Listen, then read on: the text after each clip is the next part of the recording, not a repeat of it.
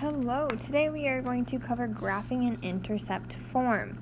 So our intercept form is actually the form y equals a parenthesis x minus p parenthesis x minus q.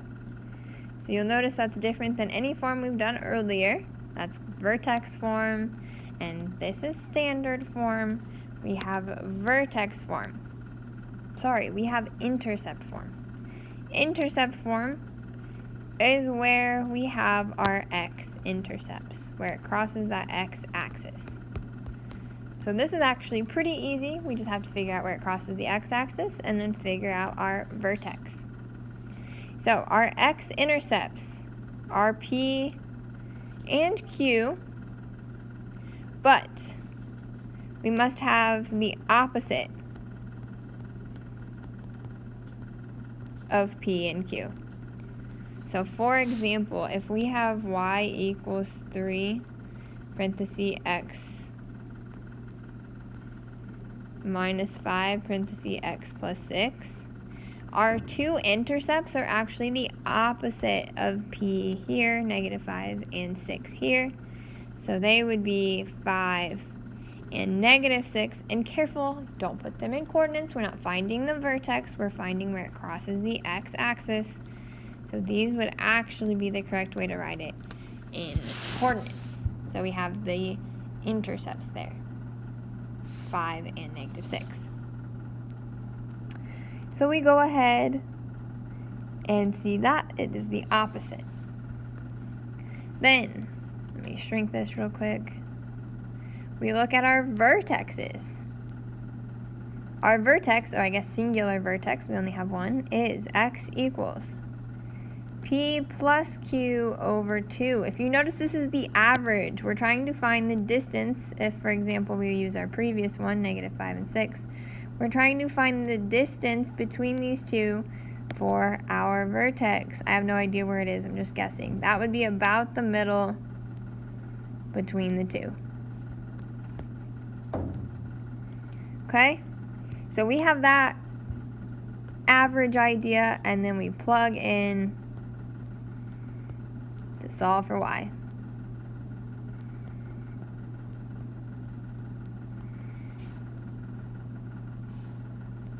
All right, let's take a look at these. First example, we need to find the x-intercepts. This is simply the opposite of p and the opposite of q. This is different than vertex form, where we only took the opposite of h and left k the same. Notice both of these have x's and none of them have a squared on the outside. So we have our intercepts, -3, 0, and 1, 0. Graph them. So we have them on our x-axis at -3 and 1. Now, when we are using p and q to solve for the vertex, we use the opposite of p and q actually. So I'm going to use these numbers, -3 and 1. So I have x equals -3 plus 1 divided by 2. So that's -2 over 2, which x will equal -1. Then I have to plug that back in. So now I have y equals x plus 3, x minus 1. We plug it in to both x's actually, since there are two of them. So we have -1 plus 3, -1 minus 1. So we have 2 times -2, which will equal -4. This time, this is a coordinate of the vertex. So we can write this as a coordinate, -1, -4. I can graph it. Make sure, don't make these absolute values. They are not just hard lines. They are nice little curves because they are quadratics. Draw in your quadratic, and you're done. Vertex is perhaps the easiest way to graph if you have it in this form. The next problem, once again, find your x-intercepts, where it crosses the x-axis. These are also sometimes called zeros. We have 2 and -2. I'm going to put a semicolon between them just to distinguish that it's not a coordinate. It's 2 different x-intercepts at 2 and -2. Now I can pretty easily already see that the average of these is going to be at 0, but I'll show you that works out with x equals 2 plus a -2 over 2. X equals 0 over 2, so x equals 0. So I know my x value is 0. I plug it back in to solve for y. Y equals 2 times 0 minus 2 times 0 plus 2. So 2 times -2 times +2. Y will equal -8. So I actually need to shrink all this so it'll fit in here. Whoop, there we go. And I draw in my graph.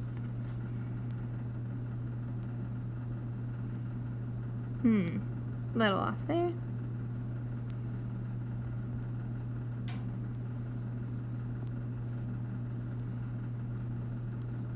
If you look, we still have an a value, which means, in this case, our a value is 1. In this case, our a value is +2. That means our graphs are happy faces. Eventually, when we get to 4, this graph will be some sort of sad face.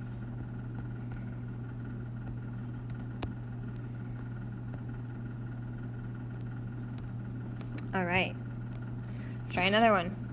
X-intercepts. Should get pretty fast at these. You don't have to write out nearly as much as I am if you know. X-intercepts, -2, -6. Graph them on the x-axis. Take the averages of those two numbers, -2 plus -6 over 2. -8 over 2. X equals -4. That checks out. It's in between the 2 points. Then plug x back in. This is where our a value affects it. So we have y equals 3 times -4 plus 2, -4 plus 6. 3 times -2 times +2 equals -12. So this is actually a pretty crazy vertex point. We have -4, -12, which means it actually goes off of our graph. So I'm going to have to shrink these down. That way we can graph him. So -4, -12 is our point of our vertex. Down there somewhere. I can draw it in, trying my best to make it a nice little curve, not just a absolute value line function. And I am going to go on that one. Number 4 is a little different. As I said, it has a -a value. It won't change too much though. We will still have our x-intercepts. Opposite of P, opposite of Q, so -1, -3. Graph them.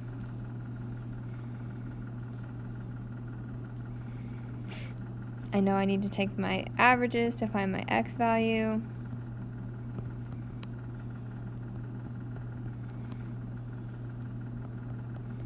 So x is going to be -2. That checks out. It's right in the middle. Now we just need to find where it is in the y for the y value. So y equals negative, plug in my x in, -2 plus 1 times -2 plus 3. So -1, you can put a 1 there, that will help you out, times -1 times 1 will equal 1, so y equals 1, x equals -2. Our vertex is -2, 1. Plot it. And now I can go ahead and draw in my little baby parabola. And I am good to go on that lesson. Alright, hopefully this helps you. Have a great afternoon.